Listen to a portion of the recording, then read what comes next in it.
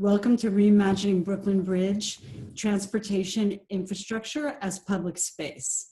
I'm Deborah Martin, Executive Director of Van Allen Institute. For more than 125 years, Van Allen has envisioned a world where cities, landscapes, and regions are designed to support the full potential of every human being. This conversation is part of the Reimagining Brooklyn Bridge competition, a collaboration of Van Allen Institute and the New York City Council. We received over 200 submissions from 133 cities and 37 countries, a huge response, which we're thrilled about. There were many, many compelling visionary ideas, and they anticipate not just what should happen to the bridge, but also the future of public spaces, of alternative transit, and even how we'll gather together in new ways following the public health crisis. Really an extraordinary outpouring. Winners are going to be selected this summer, so and everyone can vote. So check our website, and I hope you'll all vote. And now turn to our panelists. From the day the Brooklyn Bridge was completed in 1883, it was never just a thoroughfare. It's 6,000 16-foot span, its soaring neo-Gothic towers, its hundreds of galvanized steel cables completely transformed the city's skyline. It's captured in literary masterpieces, in Hollywood blockbusters, in travel guides, in countless selfies. It's clear the bridge has a powerful hold on our imagination, and for many people, the bridge, it symbolizes the city itself. But even before the public health crisis, this popularity and intensity of use were challenging for the city and for the bridge. Commuters, visitors, and vendors were all using one space, and on an average day, the bridge can have between 10 and on weekends, sometimes 25,000 or more pedestrians, and 2 or 3 or more thousand people on bicycles, all sharing a walkway that in some places is only 10 feet wide. That pinch point has been tough for a really long time. And it's now not just tough, it's just unacceptable. So what we're going to talk about in this panel is how can we welcome people back to the bridge? And not just to the bridge, but to our streets and public spaces. We want to see what these competition submissions ultimately tell us about public space in general. And how do we design infrastructure that can serve pedestrians and cyclists more broadly now and for the long term? Our panelists have been thinking and writing about these questions for a long time, and I know they're going to be very inspiring, and I'm really very grateful to the panelists for coming and speaking with us today, and also to all of you for joining. And also I want to thank my colleagues at Van Allen, Andrew and Jess, for helping pull this together. Before I introduce the panelists, I'd like to introduce Van Allen's partner in this effort. Raju Mann is the Director of Land Use for New York City Council. Raju. Great. Thanks, Deborah. Appreciate it. It's great to be with all of you digitally. This is my first Zoom panel discussion, so I'm crossing into the great unknown. So first of all, thanks to Van Allen. I think on behalf of the Speaker of the City Council, I think we appreciate your partnership in all of this work and your ongoing efforts across many, many decades to kind of rethink how the city works and places in the city in particular. So we're excited to work with you on this collaboration and excited to see where this takes us. I know that the prime event is the panel, so I don't want to keep the audience from them. I just want to say a few things about sort of how we got here and where we might go next. As Deborah said, we started this as a chance to really rethink some of the pieces of the city's infrastructure that hadn't really been revisited in the age of the automobile or post-automobile, meaning the current Brooklyn Bridge we have is really a relic of the mid-20th century and kind of memorializes the policy decisions that were made then. So as we think about the future of the city, how do we rethink these places that over time have evolved and taken on many different forms for many different users? Obviously, the bridge started out as a structure before cars were around. So what does it look like to imagine a future of the bridge with a different kind of relationship to the automobile in particular? flash forward a couple of months, obviously in the context of the pandemic, I think we have been really thinking very hard, the speaker and the council have, about how does the city come back better than it was before? How do we really sit with some of the deep inequities we're uncovering through this process and grapple with them in an honest and sincere way?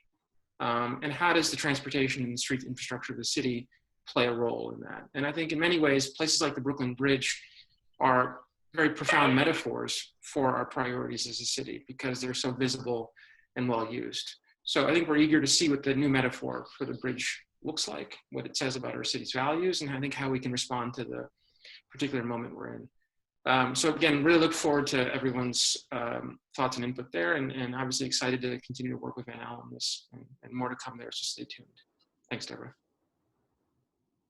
Raju, thank you. And I am delighted to hear you say post-automobile. Let's be in the post-automobile city. And I know we'll hear about that. So our panelists tonight, I want to introduce our moderator first. She is Laura Bliss, the West Coast Bureau Chief for City, let me start that again. The West Coast Bureau Chief for City Lab, which I know everyone listening today reads all the time. And she also writes Map Lab, a bi-weekly newsletter about maps. Her works appeared in the New York Times, The Atlantic, Sierra, Good, Los Angeles, and elsewhere, including in the book, The Future of Transportation. So Laura, thank you very much for being our moderator. And then our panelists are Allison Arieff. She's the editorial director of Spur. Spur is an urban design and policy think tank in San Francisco. Allison's a contributing columnist to the New York Times since 2006. She writes about architecture, design, and cities for numerous other publications, including California Sunday, the MIT Technology Review, Dialogue, and City Lab. So welcome, Allison. We're also delighted to have Jennifer Bradley. Jennifer is the founding director of the Center for Urban Innovation of the Aspen Institute. At the center, Jennifer has led projects on how cities can prepare for the advent of autonomous vehicles, how inclusive innovation happens in businesses, philanthropies, local governments, and nonprofits, and the challenges that women and people of color have in accessing capital, among many other fascinating subjects. So welcome, Jennifer. Thanks for joining us. We're delighted to have Tamika Butler. Tamika is Tool Design's California Planning Director. She's also Tool's Director of Equity and Inclusion. She has a multifaceted background in law, community planning, and engagement, and she uses her experience to help communities and organizations increase diversity and address inequality and injustice in their work. Tamika has written and spoken extensively on the intersection of transportation, public health, and equity. So we're thrilled to have you, Tamika. Hi and good evening. And finally, not last but not least, Shinpei Say. Shinpei is a long friend of the Van Allen Institute, and she is the Director of Policy, Cities, and Transportation for Uber. Prior to joining Uber, she founded a social impact analysis company called Make Public, and she was also the deputy executive director of the Transit Center, which is a national foundation focused on improving urban transportation. So with that, I will hand it off to you, Laura, to kick off the conversation. And again, to the panelists, thank you so much. Thank you, Deborah. Thank you, Andrew and Raju and everyone at Van Allen for organizing this and just this terrific lineup of panelists, which I'm really, really excited to lead in this discussion, which starts and is kind of framed by this conversation about a beloved and high-profile public place, the Brooklyn Bridge, where we're all at in our imaginations, but really takes us to cities and places all over the world. And while this panel and this prompt is really about reimagining public space, this is also a time where I think we're refocused on what's happening right now in reality in our streets and parks and public spaces for different people, right? Just this week, we have 2 events that show the excessive policing and harassment and threats that Black men in particular face in public places. Also seeing public places used as sites of protest for one of those events, the death of George Floyd. involving a Minneapolis police officer. And all the while, in the context of this pandemic, with millions of us at home under quarantine and needing access to the outdoors and opportunities to socialize safely, and millions more still going to work and being out in streets that have radically changed. So we'll do 30 minutes of conversation covering all of this, and we'll take 15 minutes of audience questions as well. So I think we should kind of start with the week's events. I mean, with this conversation was always going to kind of have this dimension to it, but I think the role of public places in the events of the last couple of weeks involving the two Coopers in Central Park and the death of George Floyd, really highlighting, right, this what public space means for different kinds of people. So I'm going to put this first to our lineup of panelists here. I mean, what have those events and events like this really shown us about what using and accessing public space means for different people in the United States?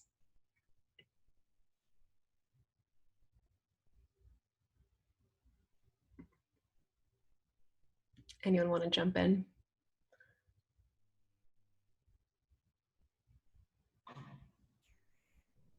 Okay, I will, because I often host webinars, and so I have a fear of dead air.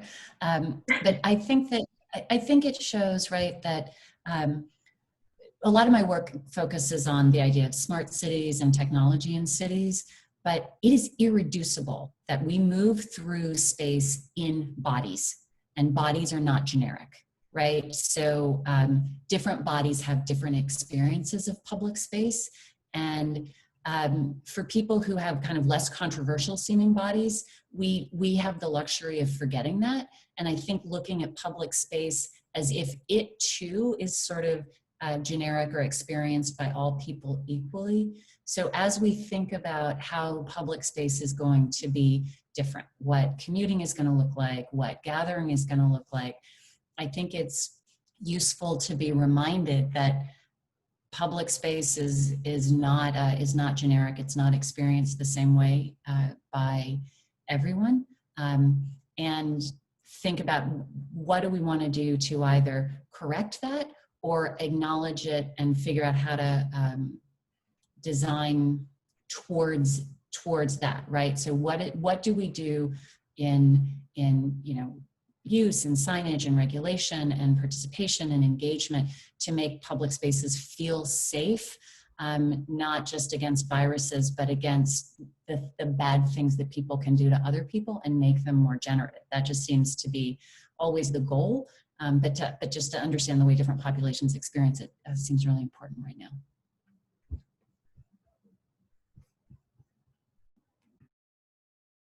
It's gonna. Oh.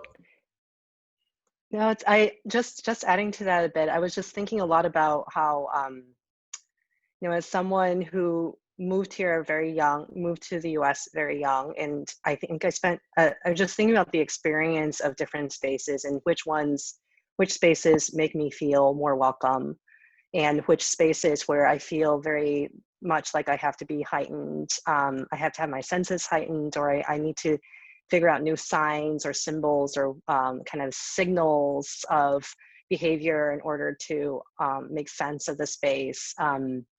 And in some ways having that kind of,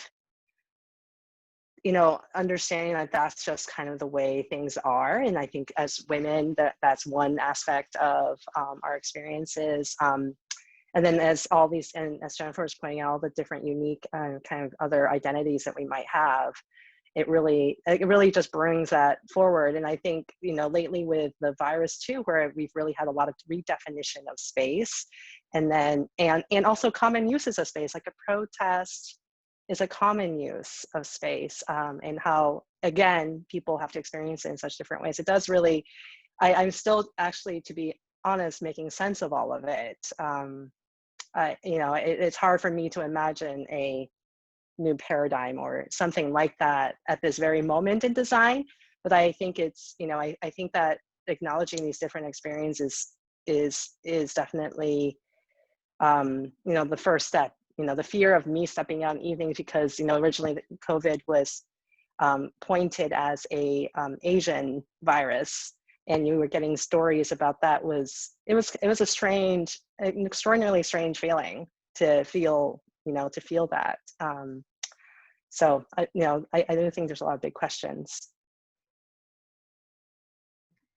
No, I appreciate that, and that's kind of a really good segue into this larger context where, we are seeing in heightened ways through this pandemic how important access to public space and to safe, transportation networks are, for all kinds of different reasons, and for all kinds of different reasons, but like really distilled important reasons, right? Whether it's safety or exercise or just getting to work in a safe manner. So I'd love to hear from the panelists about, what your observations have been over the last few months about how public space is being used and kind of looked at in new ways. I'll jump in. I wrote this piece for the Times on empty streets and how you could kind of see what was possible when everyone wasn't in their cars going to work. And, on optimistic days, I think that we'll see some kind of legacy of that moving forward. And then on negative ones, I think that people are going to go back to their old bad habits. So focusing on the positive, I think everyone has so internalized that our cities and streets are for cars that they were unable to even imagine what might be an alternative. And this pandemic has shown us many things. It has shown us what streets can look like when they're not full of cars. I'm already noticing an uptick in cars over the last couple weeks, but our streets should be for the public. They should be for the people who live here, and the default should not be, as many transportation planners and others think, the default shouldn't be how quickly can we get vehicles through these places, but how can we make them places for people. I think particularly now when we really can't go anywhere, right?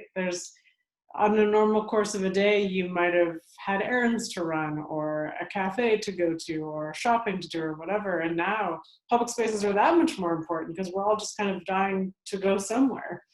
And I think that what we're seeing is how little kind of funding and attention has been put in so many of our public spaces. You can bike, but it still might not be safe enough to bike because the infrastructure isn't there, or you don't have a bike. There's so much capacity for us to do more, and this has really put a spotlight on how important that is. Yeah, I would totally agree. I think, you keep hearing that this pandemic has laid bare the inequities that are already present in society, and I think that's true, and I think it's worth repeating. And I think, especially with how you started today, I was stressed out about this panel because I think as a Black person who can't think of what happened in Minneapolis as just a killing, but a murder, it puts so much into perspective. And I think, what were we thinking about a few months ago? I think there were a group of people who were still saying, when we think about infrastructure, when we think about, who has access to this park and who doesn't, like we can't think about that in a land use vacuum. We can't think like this is our industry, this is our profession, so these are the only issues I can solve and I can't solve anything else. And that's because for folks of color and folks who inhabit certain bodies, as it was said, like when we're entering those spaces, it is different. So even if we can fix making sure everybody has a bike and then fix making sure there's bike lanes, if you inhabit a Black body, you still can die from running or walking or chewing gum or eating Skittles.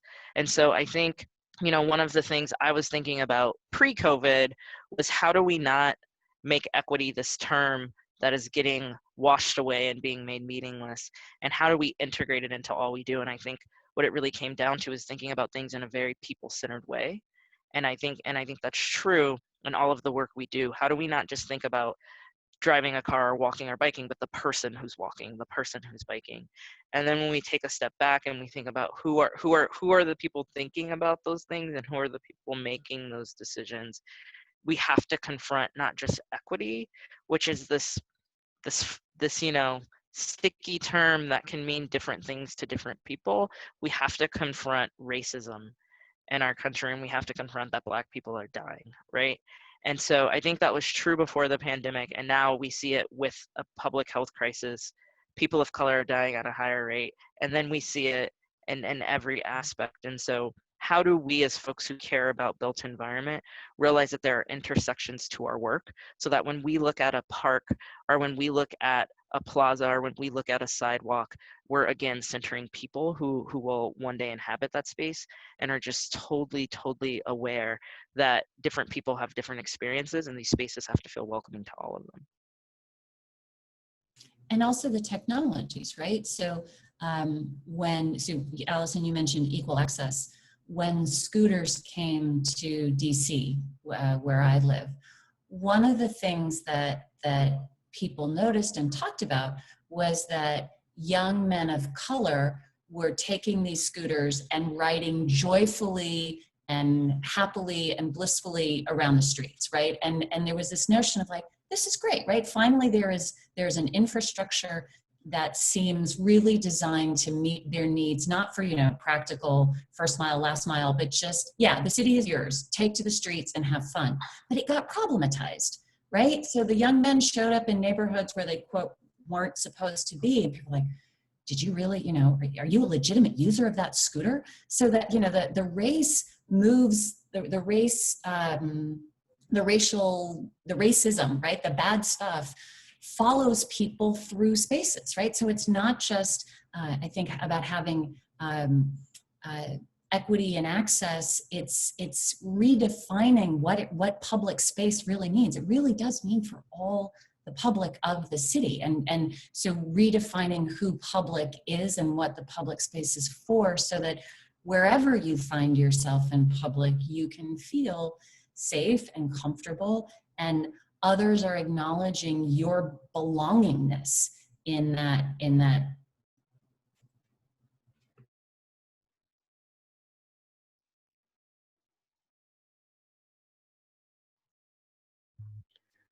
I missed the last few seconds of what Jennifer was saying because my computer froze, but hopefully I got the most of it. Thank you for all those comments, guys. Yeah, I mean, I think there's been this really interesting theme, right? And even like an excitement in the last few months about like the empty streets of coronavirus. I mean, your piece, Allison, which so beautifully articulated like the possibilities of kind of reimagining what we use these spaces for. And I've been kind of cited for like using this word, the pandemic, as like an opportunity, but of course it's not just entirely a blank slate, right? These are all issues that are not going to just go away, and that clearly have not. And so I'm curious, like, there are countless examples of cities all around the world which have taken action to convert car space to pedestrian pathways and bike lanes. From San Francisco, where I am, and Allison and Shinpei, to New York City, to London, to Berlin, Bogota, Mexico City. The list really goes on, and it's global.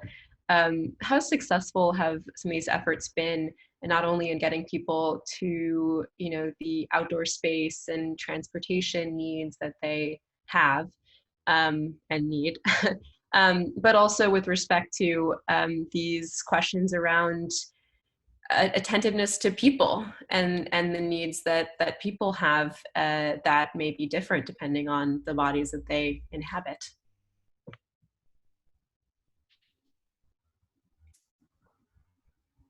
I'll just throw something in. I mean, it's hard to say how successful these things have been. I think it's been too soon. I think people's behavior, we acted one way 8 weeks ago than we probably act today, and I think that will be changing.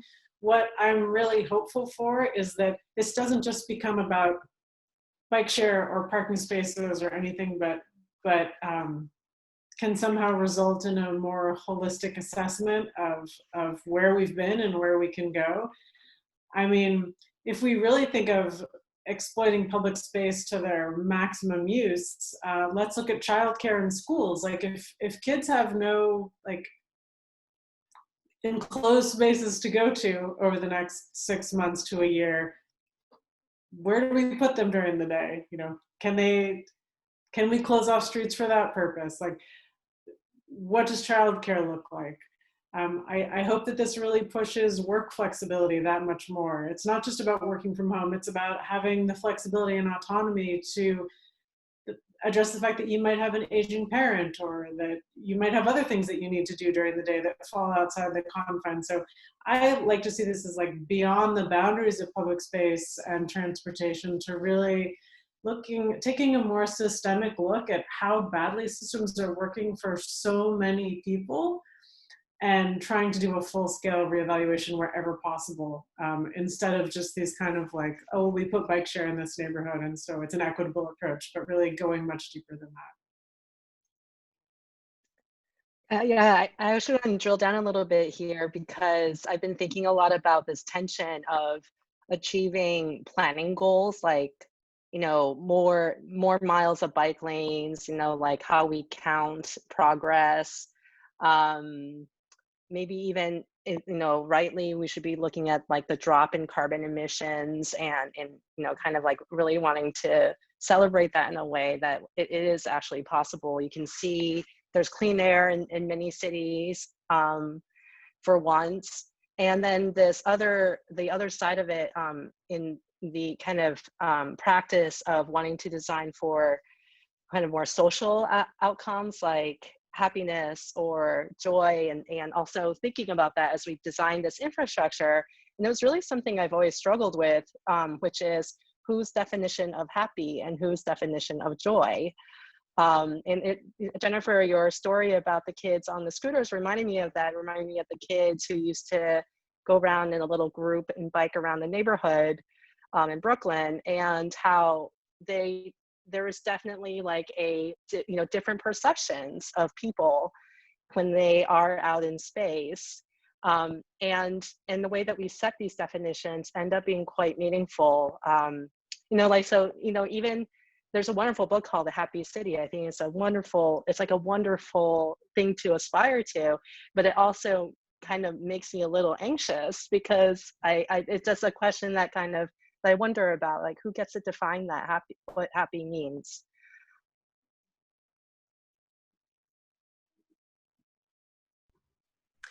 Yeah, to maybe push on the kind of drilling down a little bit. I think Tamika, on the call last week, we were talking about the efforts in Oakland, which may no longer hold the kind of top spot for like most miles of like safe streets, pedestrian corridors being converted from what were just, you know, vehicle access in residential areas. And you were just kind of observing that there's been, you know, it's just been an interesting kind of implementation where it got rolled out in kind of the same like emergency fashion that many cities have rolled out similar plans. And then there's been some pushback from parts of the community that were concerned about kind of the public engagement issues. And now I think the city is maybe tweaking their plans a little bit in response, or kind of listening in. So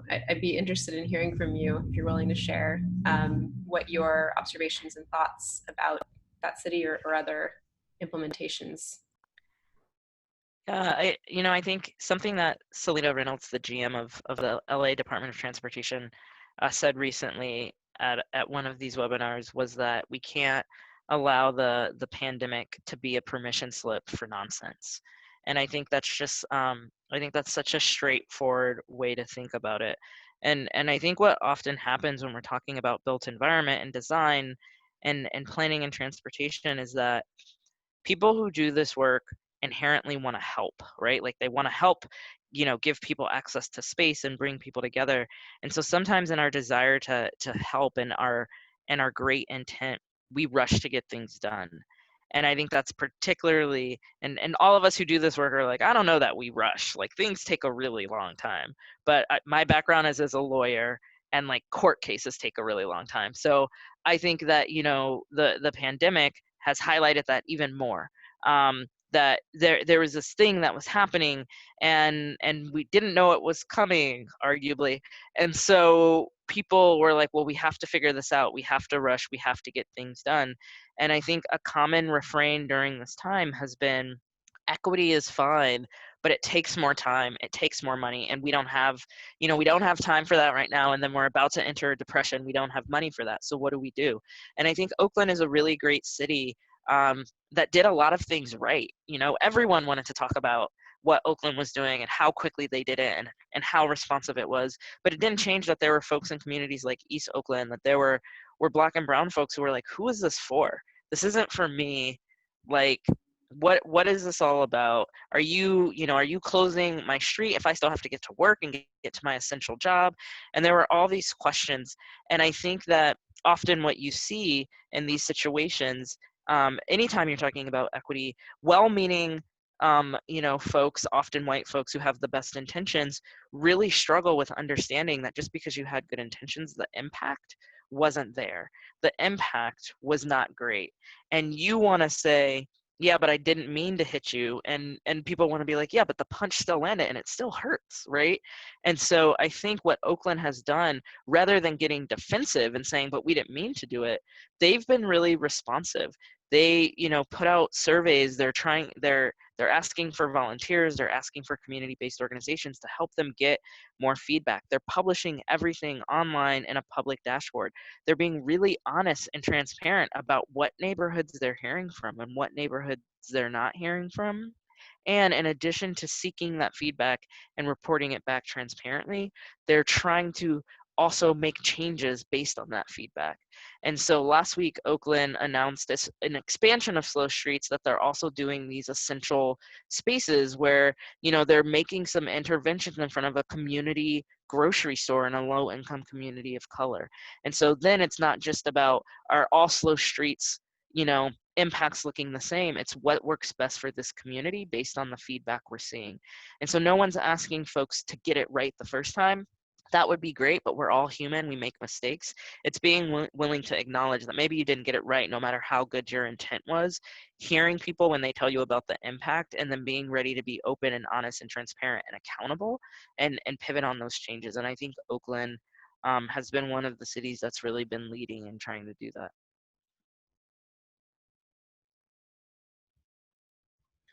So, I mean, I want to be mindful of the time we have left. So I'm going to try to do my best and kind of wrap two questions together. I'm really grateful, Tamika, that you kind of went through the Oakland case study, because, I mean, one of the questions here is like, what does responsible design for public space look like, you know, post-COVID or at all? Like, is Oakland a good example to kind of learn from or follow, or are there other cities or agencies or organizations that are doing this, you know, right, or, you know, elevating the voices that need to be heard? What does that look like? Would love to hear from the panel.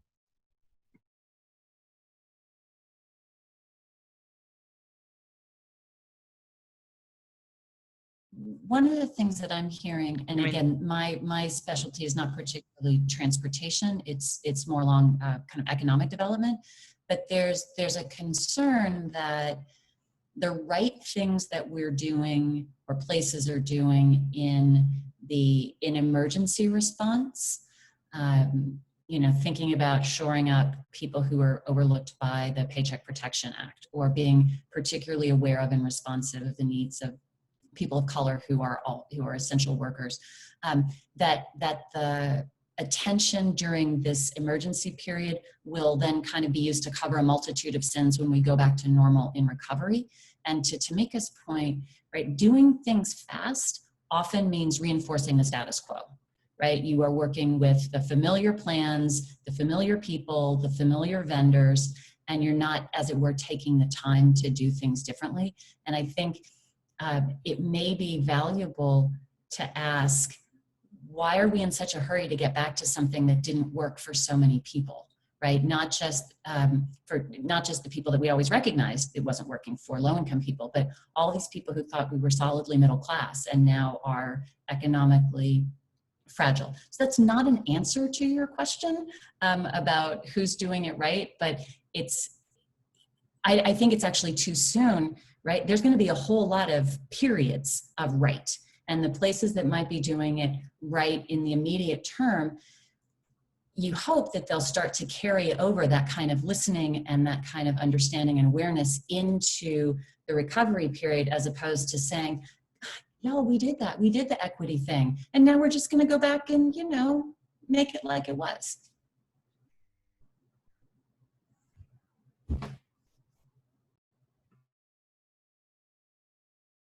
Yeah, any other thoughts on this question of what responsible design or policy making, for that matter, looks like in this environment?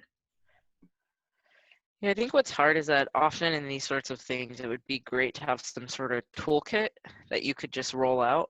But I think COVID-19 has made that particularly hard, because just like, it's like, we're going to push back the date until now. We're going to push back the date until now. I think we're in a situation where so much is unknown, that Jennifer's right. It's hard to say this place is doing it great today, and then who knows what it'll be like in 2 weeks. Like, we don't even know what day it is, right? Like, time is passing in this new way.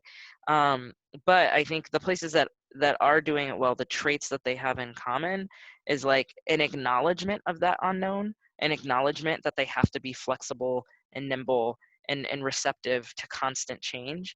And then I think it's folks who understand that for many of these decisions about planning and policy, there's no clear answer. I think often we try to go through policy and we say, this is where we want to end up. Here's the end of our destination, and we're just going to get on the highway and we're going to drive until we get there. And as somebody who's more of a biking and walking advocate than a highway fan, that's not necessarily the way to go, right? And I think places that are doing it right are places that understand that there's going to be a lot of off ramps along the way, and this is going to be more of a slow, winding ride where at every stop you need to collect more information and figure out if you're going to get back on your route, or if the highway is even the solution to get you to the destination, right? You have to be willing to take in new information and change, and to just acknowledge from the beginning that there's not always a yes or no or right or wrong, that it's complicated, and that you're gonna have to just be open to maybe not ending up where you thought you were gonna go. I just want to give one. Oh, sorry. No, go ahead, Allison. Interesting example. I go to the Alamany Farmers Market, which is near my house, which I find to be one of the most kind of diverse and lively places around in San Francisco. And I think that they made, it's a city-owned farmers market here in San Francisco. And they did a tremendous job transitioning from, what used to be a very social occasion, people stopping and lingering and having a meal and speaking and tasting and touching and all this stuff. They completely took into account all the social distancing factors and packaging and whatever else. And so it's made it a much safer place to be. But I give this example because what strikes me is they've nailed the safety regulations, like the efficiency works and everything else, but it's actually not a really nice place to be anymore. And so I bring this as an example of like, you can put all the requirements in place, like they bag the produce and they hand it to you instead of you picking it up. But the feeling is like, I'm here, I just need to get what I came for and leave, which is kind of the antithesis of what a farmer's market in that kind of public space was meant to do. So I think that this is an example of like, hopefully this will evolve into kind of to use a word I can't stand, vibrant gathering place that it once was. But it's not there yet, but they've made enormous strides getting to this point where they could stay open through all of this. And so I think that if you look at all the spaces that we interact in, they're gonna have to go, transit, I think is just gonna be going through all kinds of fits and starts to figure out how to be workable. How do you stand on a platform? How do you line up for a train? I think we're gonna have to figure all these things out. And so we can be quick in implementing sort of taping off squares and things like that that don't require too much money or commitment, but that we have to take a long-term view of like how the stuff is going to evolve to a workable place.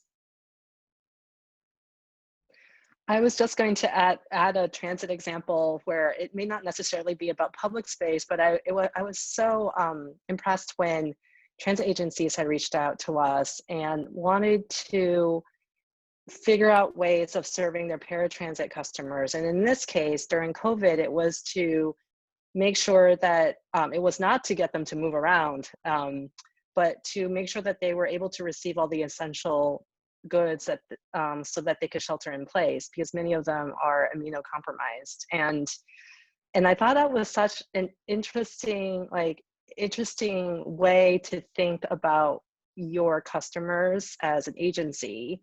And it's, and it does, I think there's like an element of safety that's provided by that. And I'm curious to see how they continue to reconsider their infrastructure, right? Because you could say public transit systems are one of the most used pieces of our systemic public spaces and in a city, and there's going to be a lot that needs to be figured out.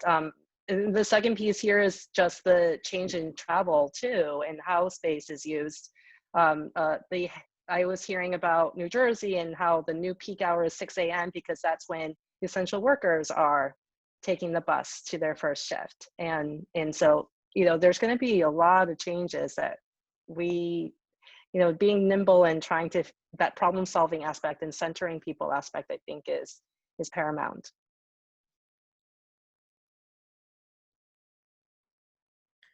Yeah, I mean, I guess as a final question, we've hit on transit in this last bit of the conversation, and I'm curious. I mean, as cities' economies are reopening, states are reopening, and people are beginning to move again.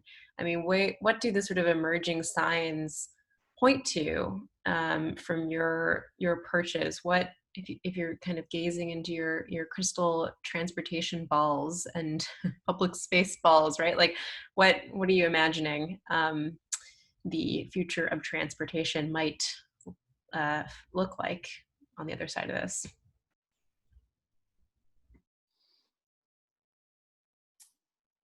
I'll jump in.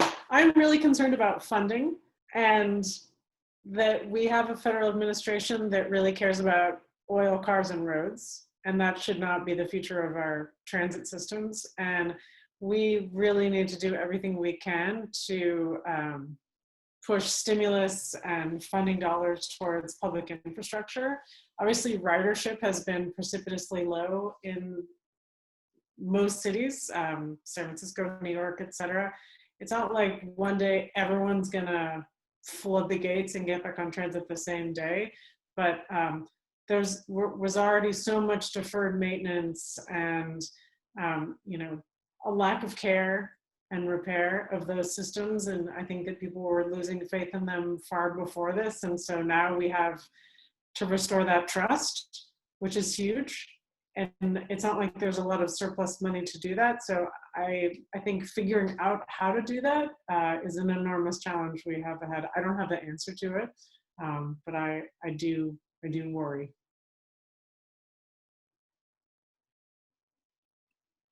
I've been on a streak of trying to reach across all different sorts of aisles and try to work together, drive down private car use. I'm super worried about that. And I'm hoping that this is a moment where people just think about other ways of getting around. I've been really pushing people on my side to think about new ways that we can help people avoid a big expense in their future, or even getting, in California, electric car credits, apply them towards electric bicycles,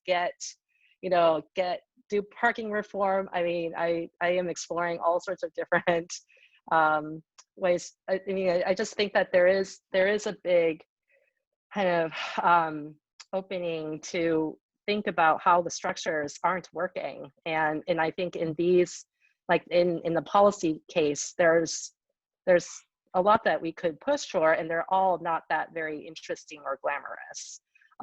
But that's a lot of what I've been preoccupied with. Yeah, I'm of two minds. I think there's a part of me that's super optimistic. As somebody who has been a biking and walking advocate for a long time, it seems like business is going to be booming, right? Like it's hard for anybody to get a bike. I think more people than ever are starting to remember the feeling of freedom and happiness and joy, things we've talked about previously, that when they get out on their bike or when they get out and go for a nice long walk. And so I think in that sense, cities and places where budgets are being cut and restricted and people are worried, I think they're going to start turning to what are some of the quick implementation ideas we could do to make this plaza feel like a place, not just like something that people walk through. What are some quick implementation things we can do so that we have more capacity for people to bike and walk? And again, I think we've seen some of our international cities do some of that a little faster. But I think we're going to get there. So in that sense, I'm super optimistic. And then in the other sense, you know, I've been a biking and walking advocate for a long time, but I've been Black longer. And so I'm cautiously optimistic. And you know, when I hear Allison give that example about the farmers market, I think it's such a good example, because I think as we start coming back and as businesses start opening back up, public health and keeping people safe is of paramount concern. But how do we not lose the joy and the human connection that's really important in that? But then I also think about the fact that as somebody who's Black in America, there's a ton of spaces that when I go to, I'm just trying to get what I need and leave. And that was before COVID, right? That's so that, you know, people who don't assume I'm not supposed to be there don't challenge me or don't confront me. And I think when you overlay the identity of someone who was like, you know, masculine of center and represents as a Black man to many people, like that experience, I think what's happening in our world right now is for the first time, people who are not Black are feeling some of the indignities and feeling of lack of liberty that Black people have always felt. Like, yeah, it's really inconvenient to feel like you can't go wherever you want to go. It's really inconvenient to feel like if you just made a mistake and forgot your mask, people might yell at you and accost you. It's really like inconvenient to not feel like you can get everything you need right when you need it, right? Like all of these things that are inconveniences aren't actually oppressions. And I think for many people of color, they have long been oppressions. And so my hope, my optimism is that with more people experiencing these things, that when things go back, or when things, you know, are recovering, they don't just go back to normal, because there's some acknowledgement that normal was never good enough. And my hope is also that folks who have suffered these minor inconveniences and indignities realize that, again, people of color are still dying at a higher rate. People of color are still more likely to still be on transit, to have never stopped taking transit, to still be at work, to still be exposing themselves to risk. And so how do we not just say, whew, now that I'm better, like I can forget about how horrible that was, and I can just move on? How do we make sure that those folks stay centered and stay part of the conversation? And I want to believe those things will happen, but I am part of an industry where there are very few people who look like me in positions of power. And so and when we write articles and when we talk about who's getting published in the New York Times to pontificate about the future of cities after COVID-19, it's not folks from backgrounds like mine who just have a totally different worldview. And so that, you know, I'm hopeful, but I'm also like really grounded in the fact that Black people are dying every day, and whether or not it's from police brutality or COVID-19, or because we live in communities without infrastructure, and so we're more likely to get hit by cars. Those things I hope we can figure out how to change.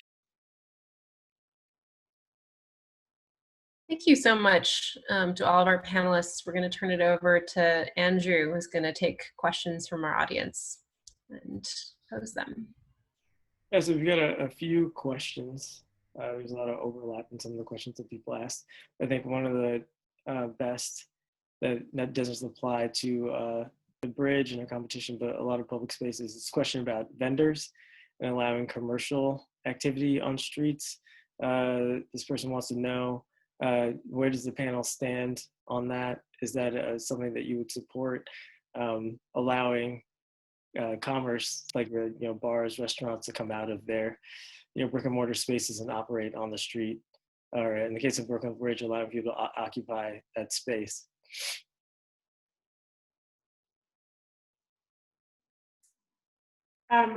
We have a retail working group at Spur, and we're exploring this right now. San Francisco just passed trying to a shared spaces, or is putting forward a shared spaces legislation to do exactly that, to allow restaurants and retail to open on the sidewalk, which I'm all for. I'm also very much in support of street vending as well. I think we need to really reclaim sidewalk space, parking space, abandoned parking lots, whatever we can, keep people in business, keep, we live in cities because there's vitality and there are business and there are things happening, and we need to do everything we can to keep them open and keep people employed and keep our cities thriving. So I really think that could play a big role.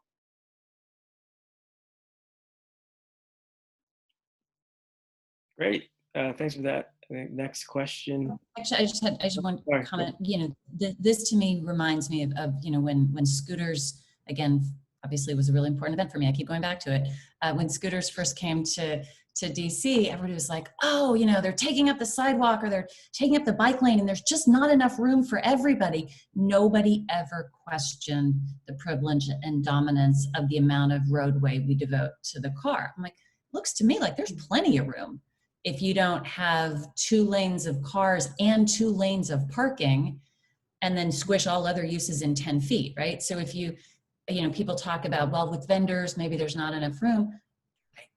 If you're gonna decide the car is fixed, you really limit the imagination of what you can do with the space. And if you're able to say, we don't necessarily have to devote all of this space to cars, then things that used to be conflicts sort of magically open up, and then breathing room for everybody, as Allison was saying.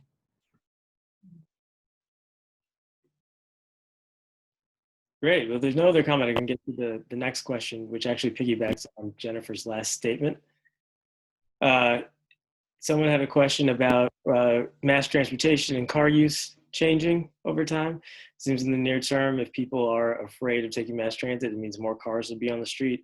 The question is, how do you respond to that as a city? Do you kind of allow people to have that fear and allow cars more access in the near term, or do you still try to deny access and make more room for other modes of transportation?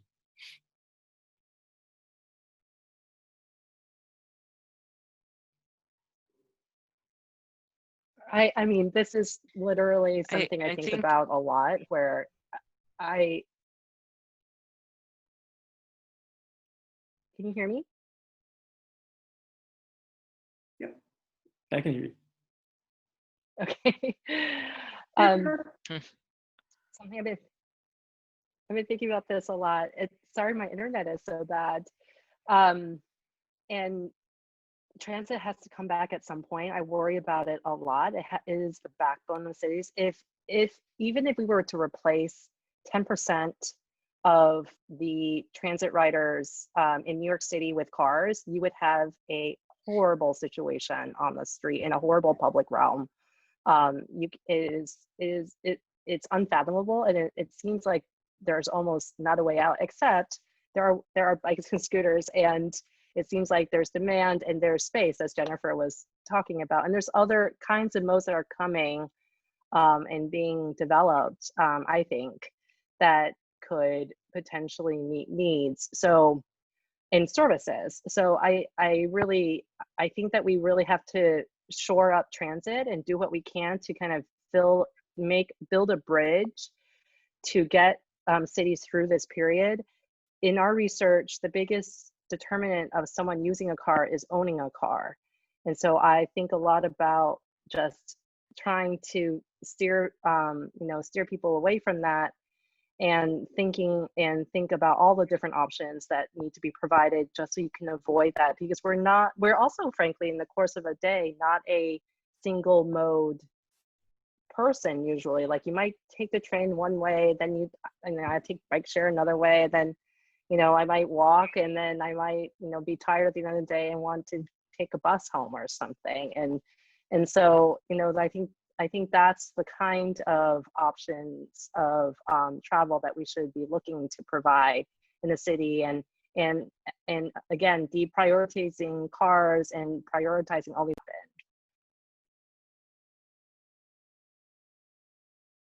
Yeah, I totally agree. In a car city like LA, I think one of the things that I've noticed during this pandemic, and we've talked about that a little bit. The birds are singing more. The sky is clear. My allergies are worse. Like there are these things that are happening with fewer cars out on the road, and so I do think that and we're seeing this in other countries who perhaps are a little bit ahead of us, that their congestion is actually going up. And so I think we have to still think about, especially in these times where budgets are restricted, going back to the basics. Like, how do we make the transit experience a good experience? How is it reliable? Does transit actually take people to where they want to go? Does it connect them to the places and people they want to see and the places they want to be? And so I think we are both going to have to focus on how do we make this an experience that people enjoy without losing focus on those core riders who, again, never left and who are going to have to keep using transit. And if we're making transit just a better experience, then that's gonna help a ton. And we can't forget that when we're trying to decide which routes to bring back and frequency and all of those things. There's also just like quality transit has to be important, not just getting transit back. And I also think that now that working from home has been established as a more viable option for more people, maybe the question is not, am I going to commute by car or am I going to commute by transit? It's, am I going to commute by transit or am I going to stay home? Right? So we have kind of a new player. It's in that, because it's not just your suite of mobility choices, it's non-mobility and your suite of mobility choices. Because, of all the things people are like, what I miss, what I really want to go back to, nobody is saying, damn, I just really want to get back in my car for 45 useless and stressful minutes a day. And just, that's really what I'm going to go to after things unlock. So I think maybe, people are thinking about the car for safety, but I think the romance has really worn off and people now have a better range of alternatives than some people, not everybody, some people have a better range of alternatives than we did before. Great. Well, I think that response brings us to time, actually. So thank you for all your great comments and great ideas. I'm going to bring back our Executive Director, Deborah Martin, to close us out.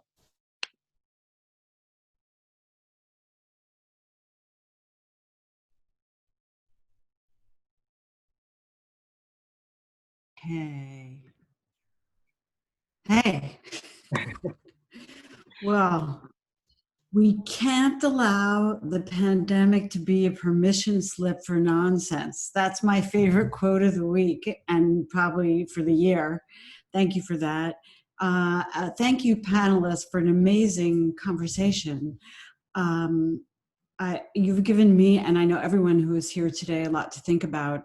And I think once again, over the many years that I've been working in and on cities, what's come clear is that the most important tool to really be an effective urbanist is humility. You really have to be a good listener and realize that your position on opportunity is not necessarily someone else's vision of what a tragedy feels like. So you have advanced us today in our thinking about this. Van Allen is working on all of the things you have talked about, and I know our colleagues at City Council are too, and we're all really, really grateful for your thinking, for sharing that with us. Laura, for your moderation, thank you. Thank you again to our partners at City Council, and to all of you who are listening and who joined today. Thanks for joining us, and stay tuned to the outcome of the competition. Thanks again, everyone. Thanks. Thank you. Thank you. Thank you. Good night, all.